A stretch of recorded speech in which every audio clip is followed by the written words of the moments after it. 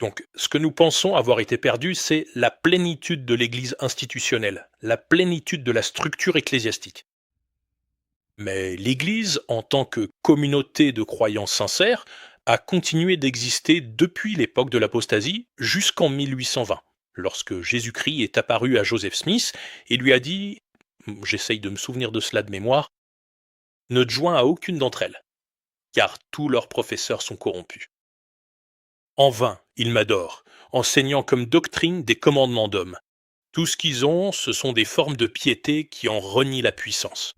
D'accord. Tous leurs professeurs sont corrompus. C'est ce que Jésus a dit à Joseph Smith.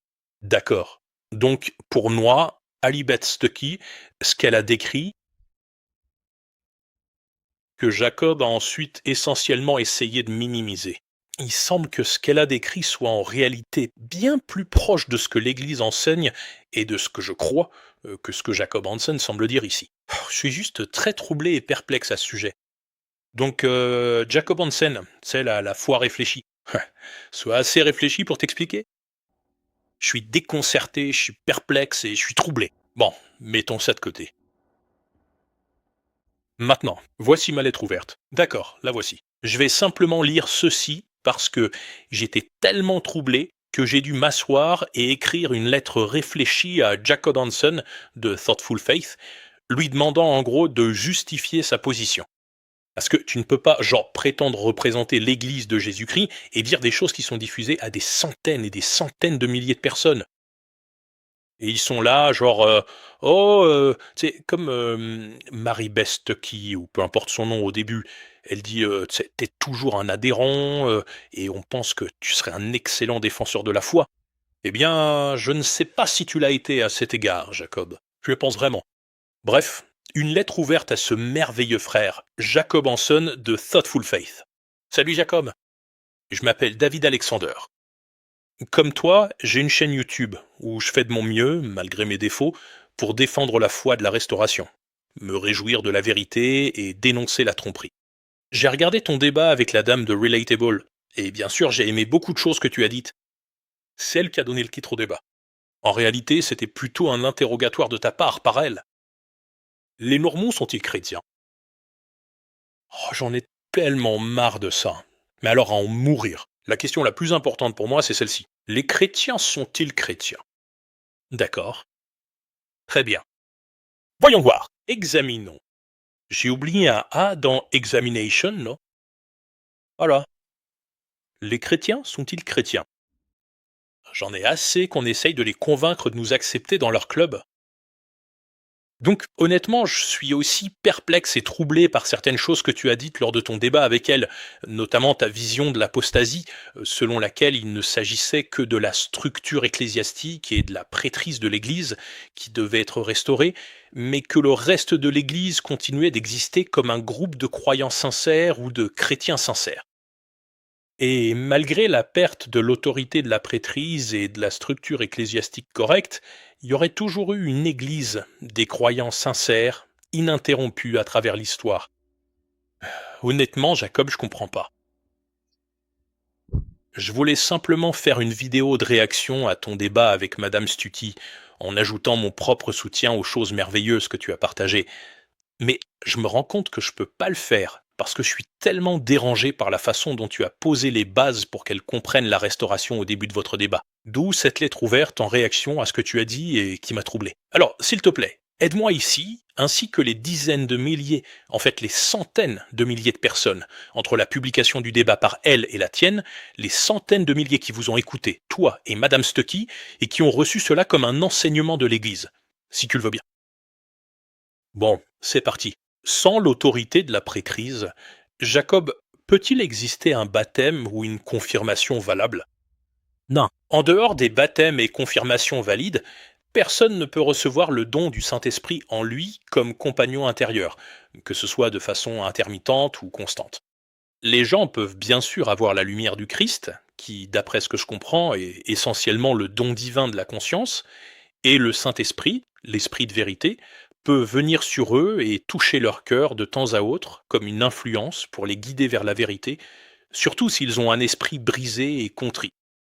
Mais en ce qui concerne le fait de recevoir réellement le don du Saint-Esprit en soi, il n'y a aucune possibilité. Il n'y avait aucune possibilité d'une telle chose à moins que, et jusqu'à ce que, l'autorité de la prêtrise soit rétablie par le Père Céleste en envoyant à nouveau des prophètes et des apôtres sur la terre. Et bien sûr, une fois que cela s'est produit, à moins que les gens ne reçoivent, comme Jésus l'a dit, si vous ne recevez pas ceux que j'envoie, vous ne me recevez pas, ni mon Père. Et on pourrait dire qu'il n'y a aucune possibilité de recevoir le Saint-Esprit parce que c'est cette autorité valable qui peut conférer le don du Saint-Esprit et la rémission des péchés par un baptême et une confirmation valide.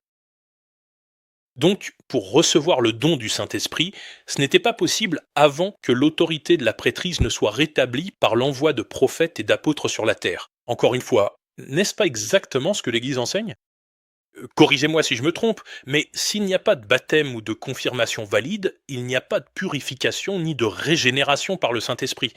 Comment cela pourrait-il être autrement? S'il n'y a pas de baptême valide au nom de Jésus-Christ pour la rémission des péchés, alors il n'y a pas de véritable rémission des péchés. Mais c'est pas vrai? Et que dit la parole au sujet de la nécessité de recevoir le Saint-Esprit pour réellement appartenir à Jésus-Christ? Regardons simplement quelques versets. Et bien sûr, je suis sûr qu'il y a beaucoup de versets comme ceci dans les 3 autres ouvrages canoniques.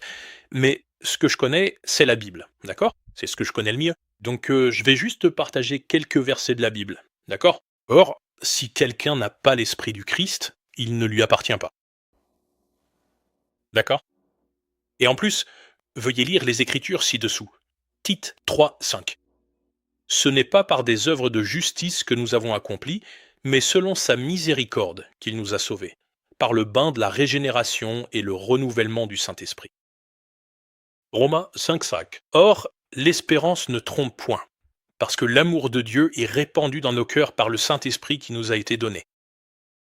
Premier épître aux Corinthiens 3:16. Ne savez-vous pas que vous êtes le temple de Dieu et que l'Esprit de Dieu habite en vous? Galates 4:6. Et parce que vous êtes fils, Dieu a envoyé dans nos cœurs l'Esprit de son Fils, lequel crie Abba, Père. Premier épître aux Corinthiens 12:13. Car c'est dans un seul esprit que nous avons tous été baptisés pour former un seul corps, et nous avons tous été abreuvés d'un seul esprit. Premier épître de Jean 4:13. Nous reconnaissons que nous demeurons en lui, et lui en nous, en ce qu'il nous a donné de son esprit. 2 Timothée 1:14. Garde le bon dépôt qui t'a été confié, par le Saint-Esprit qui habite en nous.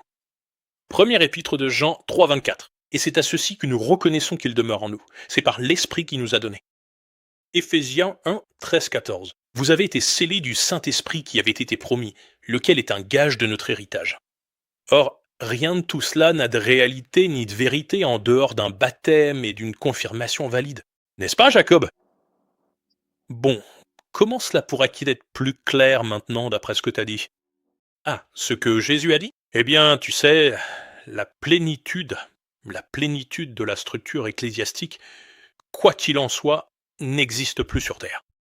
C'est ce que Jésus a réellement dit à Joseph Smith.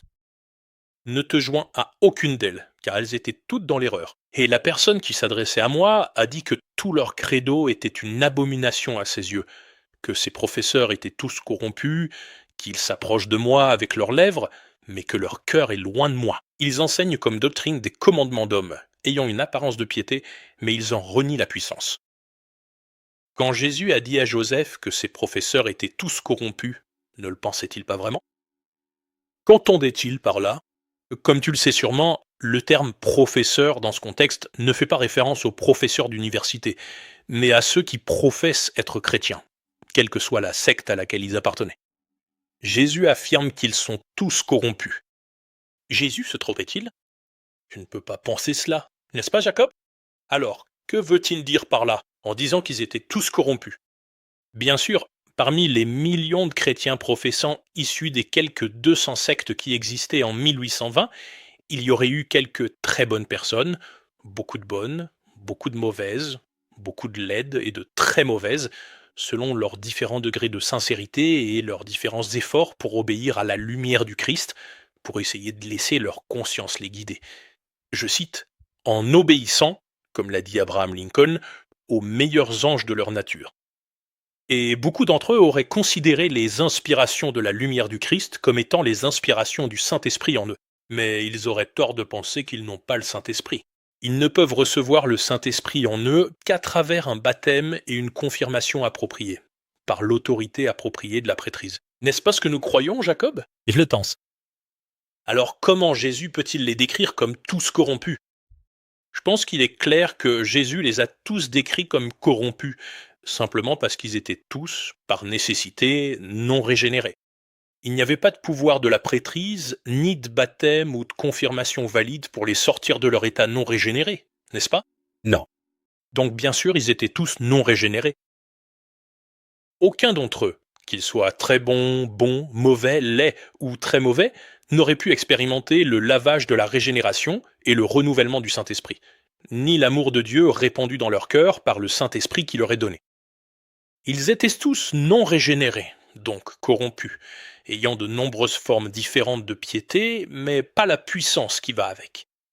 Et la conclusion finale me semble évidente. Romains 8, 9. Or, si quelqu'un n'a pas l'esprit du Christ, il ne lui appartient pas. Et tout cela, tu vois, ce n'est pas juste une question intellectuelle pour moi, Jacob, et j'espère que ce n'est pas le cas pour toi non plus, mais pour moi, ça ne l'est vraiment pas. Parce que j'étais piégé dans le christianisme non mormon, où on me disait, peu importe le groupe ou l'église dont je faisais partie. Oh, maintenant tu fais partie du royaume de Dieu sur terre. N'est-ce pas merveilleux ce que Dieu fait? D'accord? N'est-ce pas merveilleux que nous soyons tous des croyants régénérés, remplis de l'esprit? D'accord? C'était de la poudre aux yeux, mec. Il n'y avait pas la moindre once de réalité là-dedans. Et donc c'est mon expérience personnelle, vécue, depuis ma plus tendre enfance jusqu'à il y a 3 ans. Donc tu parles de, je sais pas, 60 ans d'expérience vécue, alors qu'il y a 3 ans, à la 6e tentative, j'ai vraiment été baptisé. Je me suis pas juste mouillé, d'accord? J'ai pu recevoir la rémission des péchés par le baptême avec la bonne autorité. Un baptême de repentance. Et à la 5e tentative, j'ai réellement reçu le Saint-Esprit en moi, comme compagnon, aide et consolateur. D'accord. Eh bien, voyons voir un peu. Sérieusement, Jacob, sois réfléchi avec moi ici, et aide-moi si tu peux. Si l'Église de Jésus-Christ est quelque chose, n'est-ce pas cela? La communauté des rachetés, ce sacerdoce royal, cette nation sainte, cette génération élue, un peuple mis à part, les saints rassemblés de Dieu qui sont réellement en Christ et appartiennent à Christ par la puissance du Saint-Esprit, qui appartiennent véritablement à Jésus-Christ et à travers lui appartiennent au Père céleste. Comment, Jacob, peux-tu appeler des gens à travers l'histoire qui, n'ayant pas l'esprit du Christ, et donc ne lui appartenant pas, comment peux-tu les appeler une église de croyants sincères qui perdure à travers l'histoire? Pourquoi te sens-tu libre d'édulcorer la réalité de cela? Je ne comprends pas. Tu vois, si tu veux vraiment donner aux chrétiens non issus des derniers jours une chance d'être véritablement sauvés, de recevoir le Christ de façon authentique, comme Jésus-Christ l'a dit, à moins que vous ne me receviez, à moins que vous ne receviez ceux que j'envoie, mes apôtres et prophètes, vous ne me recevez pas, ni celui qui m'a envoyé. Si vous méprisez ceux que j'ai envoyés, vous me méprisez. D'accord? Il n'y a aucune possibilité de faire comprendre à ces personnes leur besoin du véritable évangile restauré, de leur faire comprendre la nécessité d'un chemin d'alliance qui puisse réellement leur donner une chance d'atteindre leur potentiel divin. Tu ne peux pas les sauver si tu ne leur fais pas d'abord réaliser qu'ils sont perdus. Ils pensent pas qu'ils sont perdus. Ils pensent que c'est nous qui sommes perdus et que sauver. Ils pensent qu'ils sont pardonnés. Ils pensent qu'ils ont le Saint-Esprit. Ils pensent qu'ils ont été régénérés. Ils pensent que leur nom est inscrit dans le livre de vie de l'agneau. Et dans le cas d'Ali Stucky, elle pense vraiment que le simple fait de croire en Jésus l'a placée là. Et il n'y a rien qu'elle puisse ajouter ou faire qui ait quoi que ce soit à voir avec ça. Cette femme est perdue, mec. Elle est aussi perdue qu'on peut l'être. Et bien sûr, tu sais, elle aura l'occasion de se réveiller et de voir la réalité quand elle passera de l'autre côté du voile, et qu'elle se dira mince, je suis passé à côté. D'accord, mais ce serait bien que certaines de ces personnes, comme moi il y a 3 ans, puissent vraiment se réveiller et voir la réalité tant qu'elles sont encore en vie, non? D'accord. Il n'est absolument pas possible d'amener les gens à prendre pleinement conscience de leur besoin vital de l'évangile restauré de Jésus-Christ en cherchant à minimiser ou à atténuer l'absolue singularité de l'Église de Jésus-Christ, en soulignant le fait fondamental qu'elle constitue l'unique et la seule véritable Église de Jésus-Christ. D'accord. Alors, comment pouvez-vous dire que l'Église a continué d'exister sans interruption, et c'est ma façon de résumer ce que vous avez dit, que ce n'était que la structure ecclésiastique et l'autorité de la prêtrise qui avaient cessé? Mais il y a toujours eu des églises de croyants sincères sur la terre. Des croyants, aussi sincères soient-ils, qui ne sont pas valablement baptisés et confirmés, qui n'ont pas eu leur péché remis, qui n'ont pas réellement reçu le Saint-Esprit en eux, et qui, par conséquent, n'appartiennent pas véritablement au Christ, peuvent-ils constituer une église au sens véritable de ce mot? Je ne vois pas comment. D'accord, je vais dire que le mot même d'église, c'est ecclésia. Cela signifie appelé hors du monde. Ce sont ceux qui sont appelés par le Saint-Esprit et l'Esprit de vérité, s'exprimant à travers l'autorité apostolique et prophétique de l'Église, les appelant à se repentir et à être baptisés pour la rémission de leurs péchés par la véritable autorité. Ce sont eux qui sont appelés. Aucun de ces gens n'est appelé. Aucun de ces gens, à travers toute l'histoire humaine, n'a été appelé. D'accord? Que vous soutenez avoir constitué des églises ininterrompues de croyants sincères à travers l'histoire.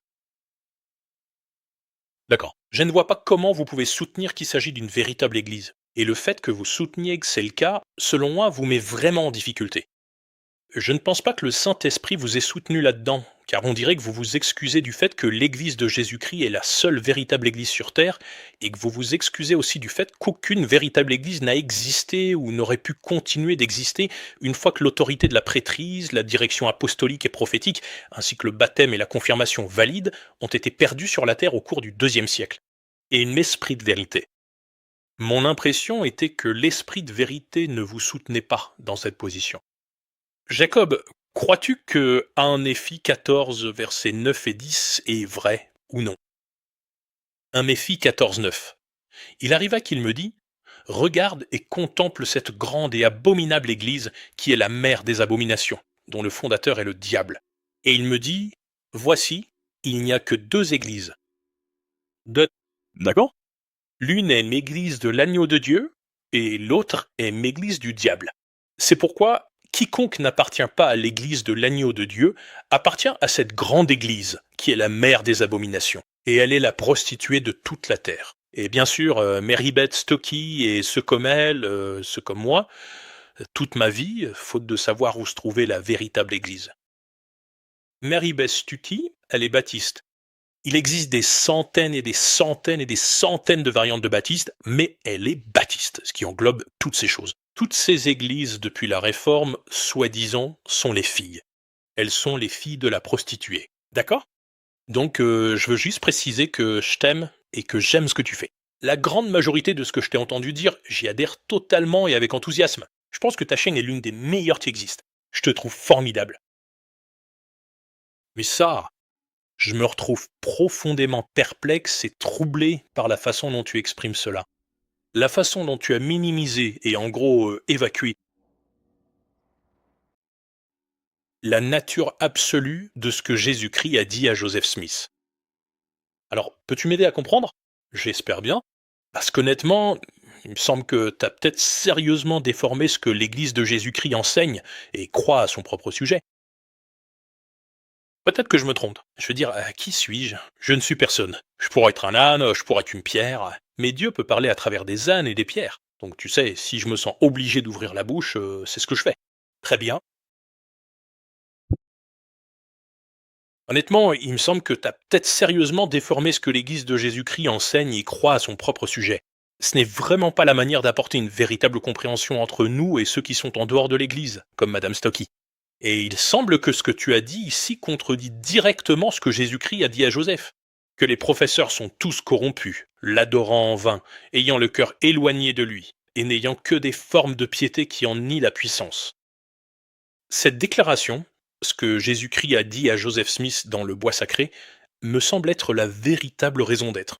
Ce qui, bien sûr, comme la plupart des gens le savent sûrement, est une expression française qui signifie la raison même d'être, la justification même de l'existence de la restauration de l'Église de Jésus-Christ des saints des derniers jours. Minimiser la vérité de cette déclaration de Jésus-Christ et en nier toutes les implications, dont la plus claire et complète est qu'aucune véritable Église n'a existé depuis l'apostasie de l'Église primitive, me semble être une grave erreur. Je ne comprends pas pourquoi on ferait une telle chose. Alors, s'il te plaît, encore une fois, si tu es d'accord, Jacob, essaye de m'aider. Moi et les dizaines de milliers, voire les centaines de milliers de personnes qui ont écouté ta version de ce débat, ainsi que celle de Mary Beth Stuckey, essaye de nous aider tous à comprendre. Pourquoi tu l'as présenté de cette manière? Bah, honnêtement, je pense pas que ce soit exact. Et si je me trompe, je veux qu'on me corrige. Mais je pense pas que ce soit exact. Je pense pas que ce soit exact. Je pense qu'en fait, même si je suis sûr que ce n'était pas intentionnel, t'as eu honte de ce que Jésus a réellement dit et de ce que l'Église enseigne réellement. Bref, beaucoup d'amour et énormément de respect, David Alexander. Je voudrais juste souligner quelque chose à propos de Roger Williams. Ce serait bien si Mary-Beth Stuckey savait cela. Peut-être qu'elle le sait. Mais le tout premier baptiste du Nouveau Monde était un homme du nom de Roger Williams, qui était un homme incroyable. Je dois faire tout un podcast sur lui, mais il a fondé la toute première église baptiste du Nouveau Monde. En fait, c'était en 1639, plusieurs années après avoir fondé Providence Plantations, qui est finalement devenue la colonie de Rhode Island. Et de façon incroyable, en réponse à la pétition de Roger Williams adressée au roi d'Angleterre, le roi d'Angleterre, je crois que c'était en 1667, accorda à Roger Williams une charte royale pour l'État de Rhode Island, soutenant que Rhode Island serait une expérience vivante, un lieu où il n'y aurait aucune autorité gouvernementale sur les questions religieuses, mais où il y aurait une liberté totale de conscience pour que chacun puisse suivre Dieu selon les convictions de sa propre conscience. À une époque où, en Angleterre, ce n'était pas le cas. D'accord, il y avait là-bas le décret d'uniformité, où il fallait en gros se soumettre à l'église d'Angleterre, d'accord? Donc le roi, en tout cas, il a fondé la première église baptiste 2 ans après avoir fondé Providence Plantations, qui est devenue la ville de Providence. Et ensuite il a fondé Rhode Island, faisant de Rhode Island la seule colonie à avoir la liberté de conscience. Roger Williams avait raison. L'humilité de cet homme est stupéfiante. Une fois qu'il a fondé la première église baptiste à Rhode Island, et seulement quelques mois plus tard, il a été baptisé, je crois, par Ezekiel Holman. Ensuite, il a baptisé Ezekiel Holman et 10 autres personnes. Et c'était la toute première église baptiste du Nouveau Monde. Et plusieurs mois plus tard, dans son cœur, il a été convaincu par le Saint-Esprit qu'il n'y avait aucune vérité ni réalité dans ce qu'il avait fait, que l'Église avait cessé d'exister depuis bien longtemps. À l'époque de Constantin, l'Église avait complètement cessé d'exister, et il n'y avait plus aucune autorité pour baptiser. Personne ne pouvait vraiment être baptisé. Et sa seule option était simplement de se déclarer comme un chercheur, attendant la restauration du royaume de Dieu sur terre, pour le jour où le Père céleste enverrait à nouveau des apôtres et des prophètes vivants afin de rétablir l'Église. Et jusqu'à ce jour-là, aucun baptême valide ne pouvait avoir lieu. D'accord, au mieux. Et pouvez-vous imaginer l'humilité que cela demande? Voilà donc la réalité de la situation. Je pense, Jacob, qu'au mieux, tout ce qu'il y a eu depuis la chute de la première Église, ce sont des chercheurs sincères, même s'ils s'imaginent à tort être plus que cela. Mais comment pourrait-il être appelé disciple, saint ou chrétien, et encore moins une Église? Une ecclésia. Une ecclésia, ce qui signifie ceux qui sont appelés hors du monde, dans le vrai sens du terme. Lorsqu'il n'y a ni baptême valide, ni confirmation, ni possibilité du lavage et de la régénération par le Saint-Esprit, ni rémission des péchés, être baptisé au nom de Jésus-Christ pour la rémission des péchés par une autorité de la prêtrise appropriée. En l'absence de tout cela, comment pourrait-il y avoir de véritables disciples, saints, chrétiens ou une église au sens réel du terme? C'est ce qui me semble que vous avez présenté, d'accord? À savoir qu'il y a toujours eu ces croyants sincères, de vrais chrétiens.